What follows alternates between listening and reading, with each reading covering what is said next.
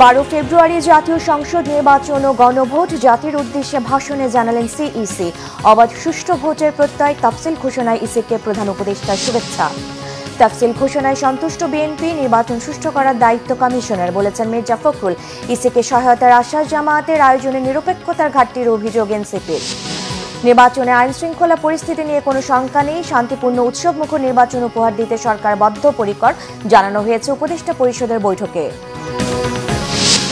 এবারে নির্বাচন সহজ হবে না, ভোটের মাধ্যমে বিএনপির পক্ষে জয় আনতে হবে, বলেছেন তারেক রহমান। দেশ গড়তে আগামীতে কষ্ট করার প্রস্তুতি নিতে নেতাকর্মীদের আহ্বান। নির্বাচনের পর পঞ্চদশ সংশোধনী বাতিলের রায়ের বিরুদ্ধে চূড়ান্ত শুনানি, 15 বছরের জঞ্জাল 16 মাসে সরিয়েছেন, জানালেন প্রধান বিচারপতি। দেখছিলেন ক্রাউন সেমেন্ট সংবাদ শিরোনাম, এবার বিস্তারিত। আগামী বছর 12 ফেব্রুয়ারি অনুষ্ঠিত হবে ত্রয়োদশ জাতীয় সংসদ নির্বাচন। একদিনে অনুষ্ঠিত হবে গণভোট। প্রধান নির্বাচন কমিশনার এএমএম নাসির উদ্দিন সন্ধ্যায় জাতির উদ্দেশ্যে ভাষণের মাধ্যমে এই তাফসিল ঘোষণা করেছেন। অবাধ, সুষ্ঠু ও নিরপেক্ষ ভোট আয়োজনের প্রত্যয় ব্যক্ত করেছেন সিইসি। ভয়ভীতি ও প্রলোভনের ঊর্ধ্বে উঠে স্বতঃস্ফূর্তভাবে ভোট দিতে জনগণের প্রতি আহ্বান জানিয়েছেন তিনি। এদিকে তাফসিল ঘোষণা করায় নির্বাচন কমিশনকে আন্তরিক শুভেচ্ছা ও অভিনন্দন জানিয়েছেন প্রধান উপদেষ্টা প্রফেসর মোহাম্মদ ইউনুস। আরও জানাচ্ছেন সৈকত সাদিক। বিসমিল্লাহির রহমানির রহিম। প্রিয় দেশবাসী, আসসালামু আলাইকুম। জুলাই অভ্যুত্থানে শেখ হাসিনার সরকারের পতনের 16 মাস পর ত্রয়োদশ জাতীয় সংসদ নির্বাচনের চূড়ান্ত তারিখ ঘোষণা করল অন্তর্বর্তী সরকার। সন্ধ্যায় প্রধান নির্বাচন কমিশনার এএমএম নাসির উদ্দিন এই তফসিল ঘোষণা করেন। আমাদের অঙ্গীকার হচ্ছে একটি সুষ্ঠু ও সুন্দর নির্বাচন অনুষ্ঠান, যা জাতি হিসাবে আমাদের প্রত্যাশা পূরণ করবে। ভাষণে মহান মুক্তিযুদ্ধ ও জুলাই অভ্যুত্থানের শহীদদের স্মরণ করেন সিইসি। স্বাধীনতা, সার্বভৌমত্ব ও গণতন্ত্র সুসংহত রাখতে আগামী নির্বাচনের গুরুত্ব তুলে ধরেন তিনি। ভোট আপনার শুধু নাগরিক অধিকারই নয়, বরং পবিত্র আমানত ও দায়িত্ব। এই দায়িত্ব সচেতনভাবে আপনারা পালন করবেন, এ আমার বিশ্বাস। যে কোনো ভয়ভীতি, প্রলোভন, প্রবঞ্চনা এবং সীমাবদ্ধতার ঊর্ধ্বে উঠে নিঃসংকোচে আপনাদের ভোটাধিকার প্রয়োগ করুন। আপনাদের নিরাপদ ও উৎসবমুখর অংশগ্রহণ নিশ্চিতকল্পে সংশ্লিষ্ট সকল প্রতিষ্ঠান ও বাহিনী কাজ করবে। সিইসি সামাজিক যোগাযোগ মাধ্যমে কোনো ধরনের অপপ্রচার ও গুজবে কান না দিতে সবাইকে আহ্বান জানান। সেই সঙ্গে আসন্ন নির্বাচনে অংশ নেওয়া রাজনৈতিক দল ও প্রার্থীদের ভূমিকা কী হবে সেটাও উল্লেখ করেন।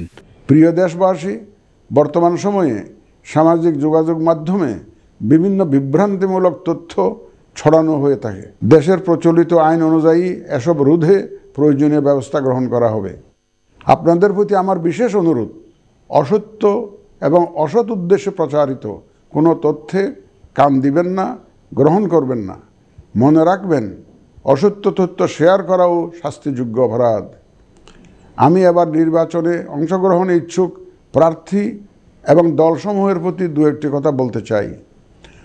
আসুন আমরা আচরণবিধি মেনে একটি শান্তিপূর্ণ ও উৎসবমুখর নির্বাচন নিশ্চিত করি।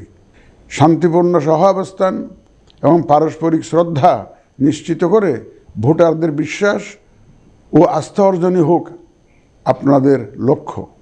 পরে 2026 সালের 12 ফেব্রুয়ারি বৃহস্পতিবার একই দিনে নির্বাচন ও গণভোটের তারিখ ঘোষণা করেন।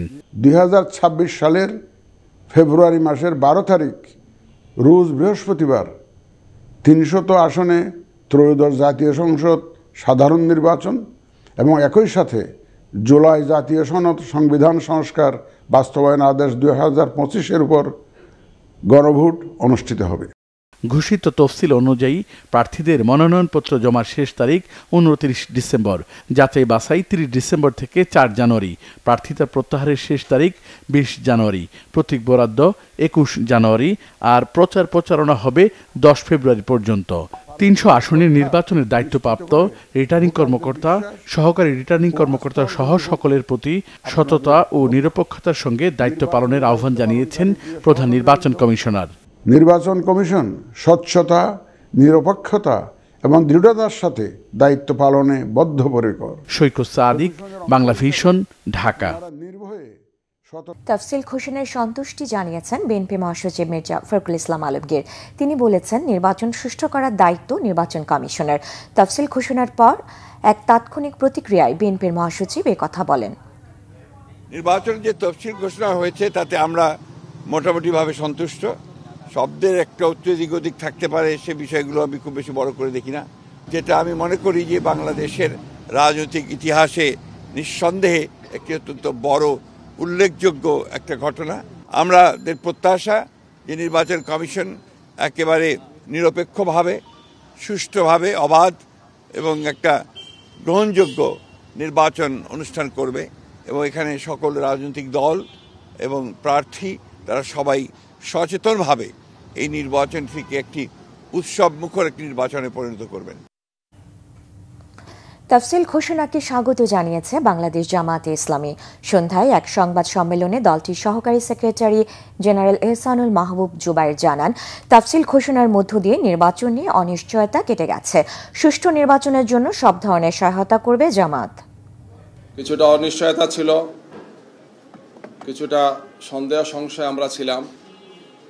তো আজকের প্রধান নির্বাচন কমিশনারের ঘোষণার মাধ্যমে সেই সংশয়ের অবসান হয়েছে।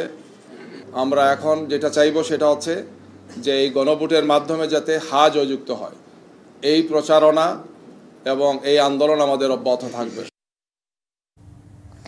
জাতীয় নির্বাচন ও গণভোটের তফসিল ঘোষণাকে স্বাগত জানিয়েছে জাতীয় নাগরিক পার্টি এনসিপি। তবে নির্বাচন আয়োজনে সুষ্ঠু ও নিরপেক্ষতার ঘাটতি আছে বলে মন্তব্য করেছেন দলটির মুখ্য সমন্বয়ক নাসির উদ্দিন পাটোয়ারি। এনসিপির কার্যালয়ে তফসিলের প্রতিক্রিয়ায় তিনি কথা বলেন। তফসিল নিয়ে আপাতত আমাদের কোনো আপত্তি নাই, আমরা এটাকে স্বাগত জানাচ্ছি। আর যদি আমাদের আরো ডিপ ডাউনে আমরা পর্যালোচনা করে যদি কোনো আরো আপত্তি থাকে বা কিছু বিষয় থাকে, আপনারা জানেন যে সংস্কারের পক্ষে আমাদের একটি জোট হয়েছে, সে জোটকে নিয়ে আমরা ইনশাআল্লাহ আলাদা একটা প্রেজেন্টেশন করব। নির্বাচন কমিশন যে গঠন সেটার একটি সুন্দর প্রক্রিয়া আসার জন্য, কিন্তু সেই প্রক্রিয়াটার জনগণ এখন দিয়ে তাদেরকে যদি জয়যুক্ত করে, তাহলে আমরা আশা করি যে নতুন একটি অধ্যায় আমরা প্রবেশ করতে পারবো। আর এই বর্তমান যে নির্বাচন কমিশন রয়েছে তারা অনেক জায়গায় সদিচ্ছার পরিচয় দিয়েছেন, আমরা কিন্তু সর্বাংশে তাদের উপরে আমরা আস্থা এবং বিশ্বাস রাখতে পারছি না। উপদেষ্টা পরিষদের বৈঠকে জানানো হয়েছে, নির্বাচনে আইন শৃঙ্খলা পরিস্থিতি নিয়ে কোনো ধরনের শঙ্কা নেই। পরিস্থিতি এখন অনেক ভালো। একটি শান্তিপূর্ণ উৎসবমুখর নির্বাচন উপহার দিতে সরকার বদ্ধপরিকর। বৈঠক শেষে ব্রিফিংয়ে প্রধান উপদেষ্টার প্রেস সচিব শফিকুল আলম জানান, তাফসিল ঘোষণার পর কোনো ধরনের দাবি দাওয়া নিয়ে কেউ রাস্তায় নামলে বা কোনো ধরনের বিশৃঙ্খলা সৃষ্টির চেষ্টা করলে কঠোর হস্তে দমন করা হবে। দেশ জাতির কল্যাণে গুরুত্বপূর্ণ অবদান রাখায় উপদেষ্টা পরিষদের পক্ষ থেকে বিদায়ী 2 ছাত্র উপদেষ্টাকে ধন্যবাদও জানিয়েছে উপদেষ্টা পরিষদ।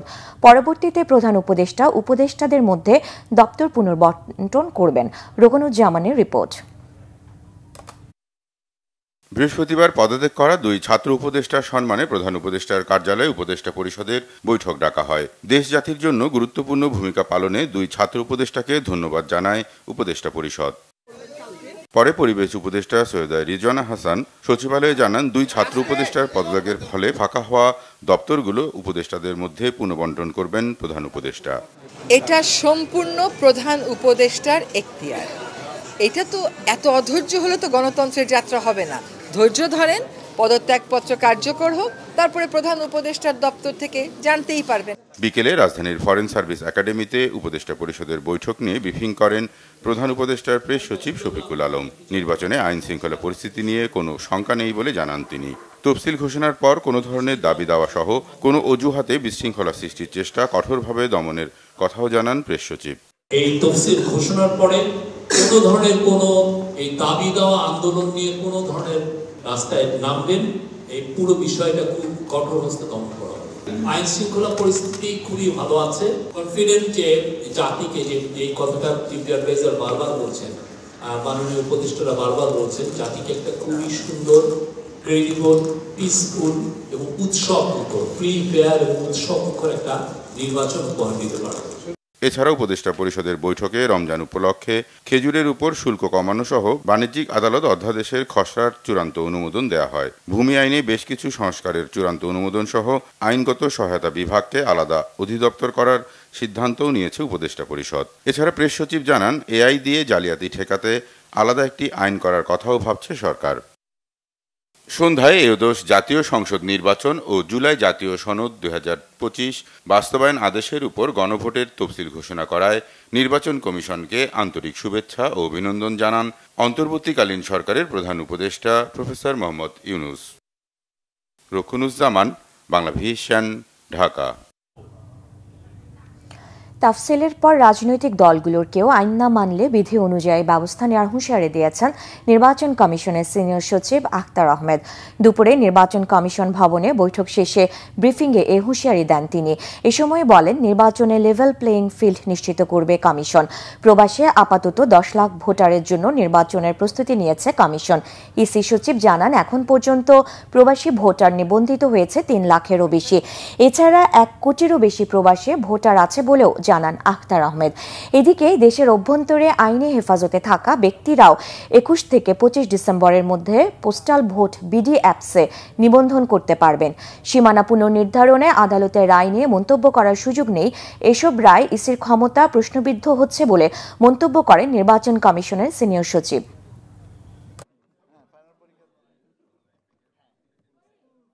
লেভেল প্লেইং ফিল্ডের ক্ষেত্রে যে বিষয়গুলো প্রাসঙ্গিক হবে আমরা সবটুকুই নিশ্চয়ই নিশ্চিত করব, যাতে কেউ অন্তত পক্ষে কোনো অভিযোগ না করতে পারেন। এখন কথাটা হচ্ছে যে এটা তো আমাদের দিক থেকেও যারা এর সাথে জড়িত রাজনৈতিক দলের তাদেরও সদিচ্ছার ব্যাপার থাকতে প্রাসঙ্গিক।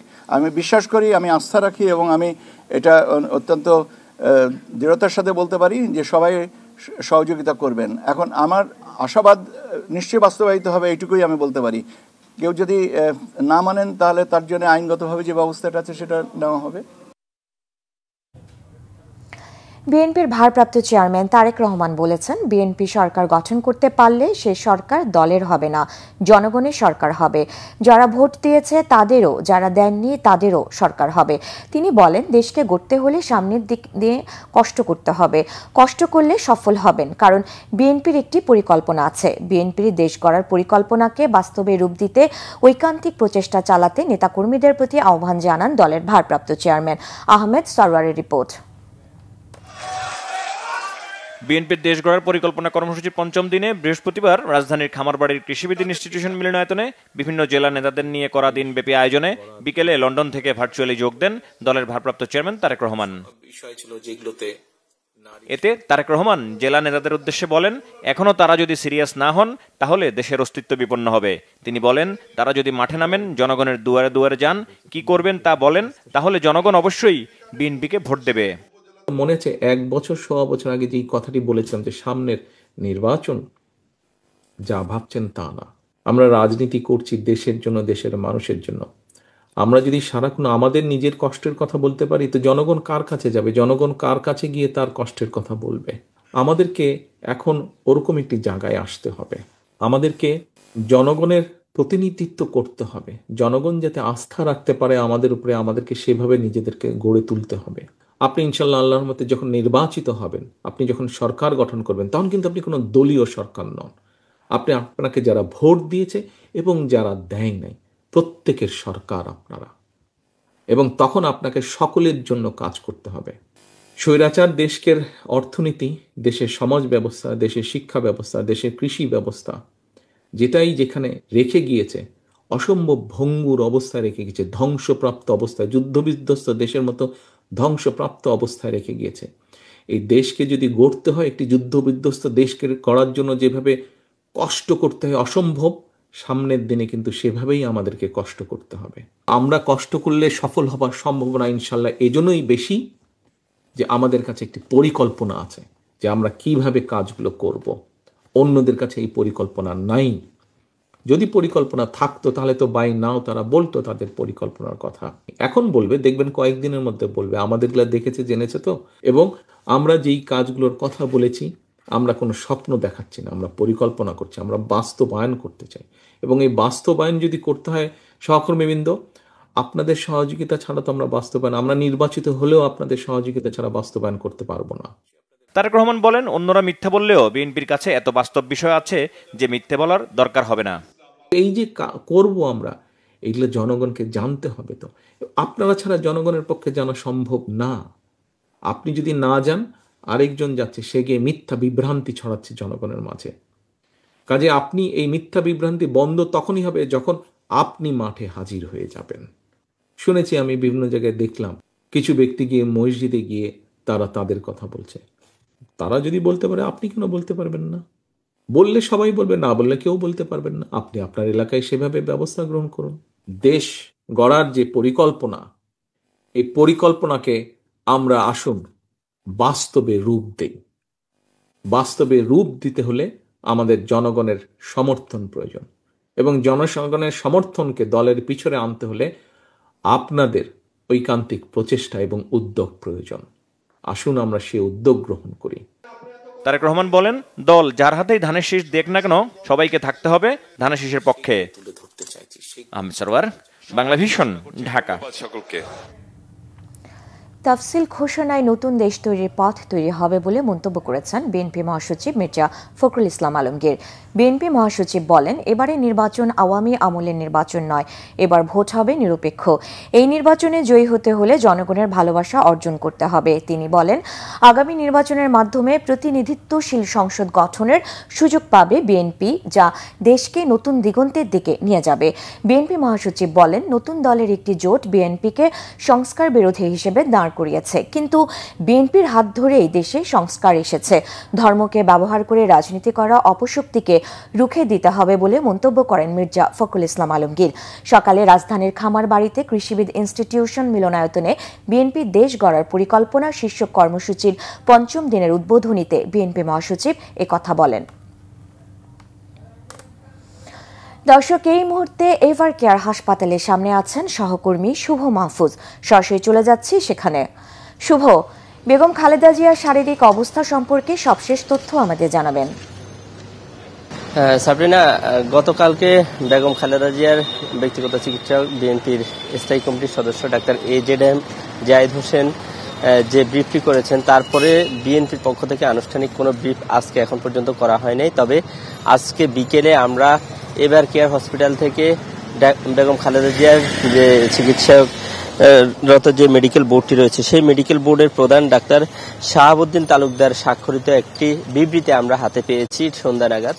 সেই বিবৃতিতে মূলত বেগম খালেদা জিয়ার যে গত 23শে নভেম্বর এভার কেয়ারে আসার পর থেকে আজকে 11ই ডিসেম্বর, অর্থাৎ 19 দিন যাবৎ যে চিকিৎসা করা হচ্ছে, তার সেই চিকিৎসার একেবারে আদ্যপান্ত এখানে তুলে ধরেছেন তিনি। এবং তিনি এই বিবৃতিতে যেটি জানিয়েছেন যে বেগম খালেদা জিয়া দীর্ঘদিন যাবৎ বেশ কিছু জটিল রোগে ভুগছেন। তার মধ্যে একটি রয়েছে লিভার সংক্রান্ত জটিলতা, কিডনি সংক্রান্ত জটিলতা, হৃদরোগ, উচ্চ রক্তচাপ, ডায়াবেটিস, আর্থ্রাইটিস ও ইনফেকশনজনিত সমস্যা, যেগুলোর চিকিৎসা তিনি দীর্ঘদিন থেকে পেয়ে আসছেন।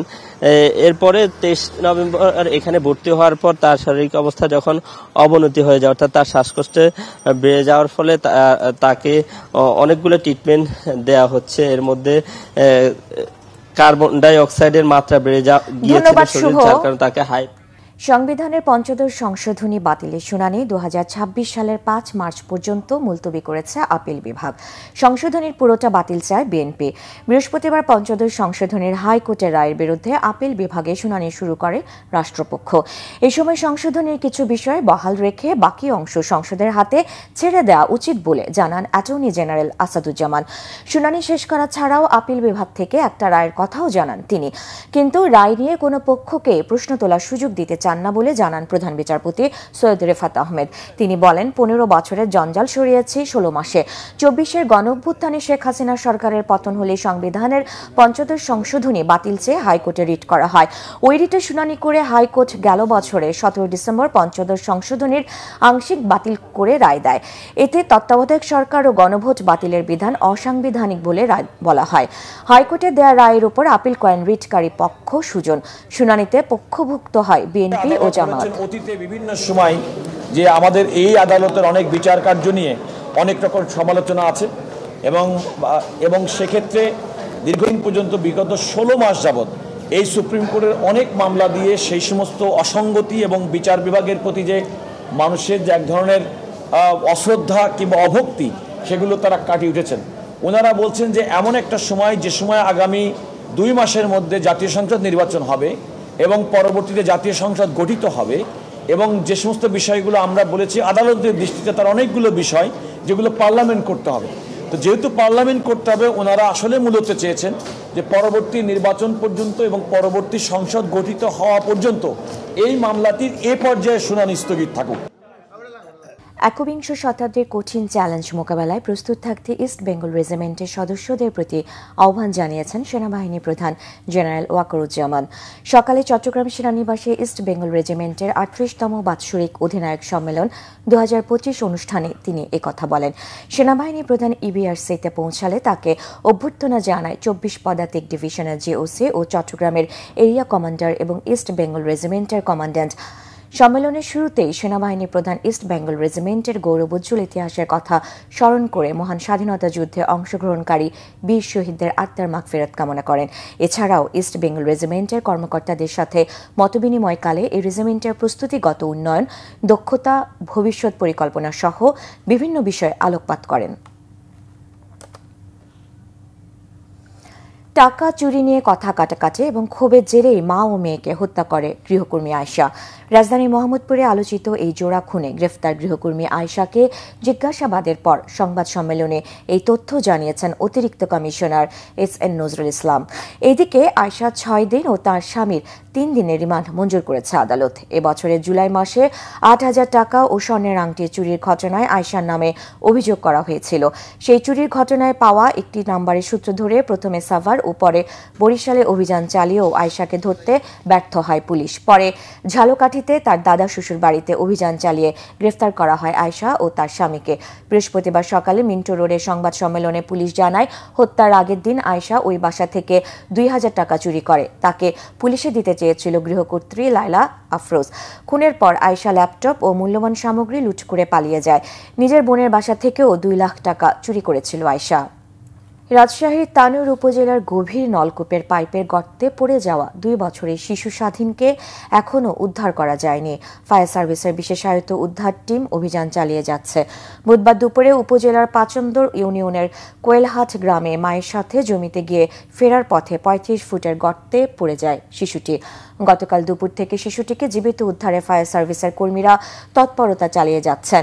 গর্তের ভেতরে দেওয়া হচ্ছে অক্সিজেন, পাইপের চারপাশ দিয়ে মাটি খোঁড়াও হচ্ছে। শিশু স্বাধীনের বাবা রাকিব হোসেন জানান, বাড়ির পাশে খেলতে খেলতে সে ওই পরিত্যক্ত ডিপ টিউবওয়েলের বোরিং পাইপের গর্তে পড়ে যায়। বিষয়টি টের পেয়ে স্থানীয়রা প্রথমে উদ্ধারের চেষ্টা করে ব্যর্থ হয়ে পরে ফায়ার সার্ভিসে খবর দেয়। রাজশাহী ফায়ার সার্ভিসের উপপরিচালক দিদারুল আলম জানান, তারা শিশুটির কান্না শুনতে পেয়েছেন, তবে শিশুটিকে জীবিত উদ্ধারের আশা খুবই ক্ষীণ। সংবাদ শেষ করব ক্রাউন 7 শিরোনামগুলো আরেকবার জানিয়ে।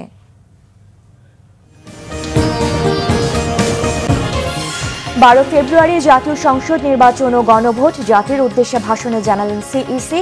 অবাধ সুষ্ঠু ভোটের প্রত্যয়, তফসিল ঘোষণায় ইসিকে প্রধান উপদেষ্টার শুভেচ্ছা।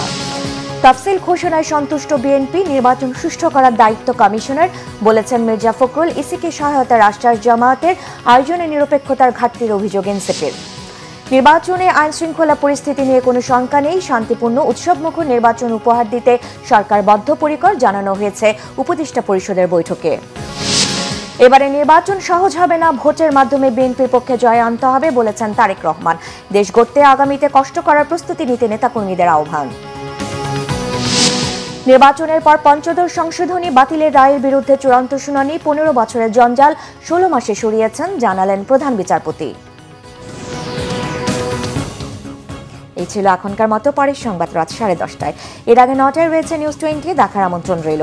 এছাড়া বাংলা ভিশন সংবাদ ও সংবাদ সংশ্লিষ্ট অনুষ্ঠান দেখতে ভিজিট করুন www.bvnews24.com ও facebook.com/banglavisionnews এবং সাবস্ক্রাইব করুন youtube.com/banglavisionnews। ধন্যবাদ।